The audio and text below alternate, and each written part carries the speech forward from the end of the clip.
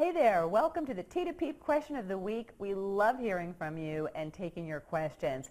And this question is one that I get a lot in various forms, so we thought it would be great to answer this week. This one comes from Pam in Charlotte, and it's about crown moldings. Pam writes, "Hey Donna, love the interior design advocate." Thank you, Pam. We love you back. Hope you can help on this one. I have a bedroom with 8-foot ceilings. How large should the decorative crown molding be? Pam in Charlotte. Pam, here's the story. Crown molding, base molding, these are important and gorgeous architectural elements, yes, but they also do something. Do you know what they do? They delineate and outline spaces. Remember when you were a kid and you used to color in your coloring book, and by outlining a picture and then coloring it in, the picture always looked even better when you presented it to your mom to put on the refrigerator? Well, think of your base and crown moldings very much in the same way.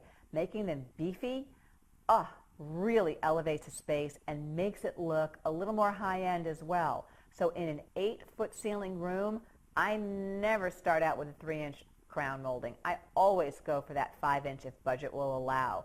In fact, a wonderful master carpenter I worked with a million years ago when I was just starting out shared with me that he had learned that when you do a taller base molding in an 8-foot ceiling room, it tends to lift the ceiling. And I agree with him. I have done those nice, beefy 5-inch crowns in 8-foot ceiling rooms ever since and loved it. Now, certainly if you're in a 9-foot ceiling room, you can go into those 5s, 7s, and even taller. We'll go into even 10s. We'll start to wrap them into ceilings. When you have a higher ceiling, you can do that. With an 8-foot, I think doing that 5-inch crown, Pam, will get you looking elegant and upscale and give you a result that you will absolutely love. Good luck, and send us pictures. I'd love to see what you accomplish.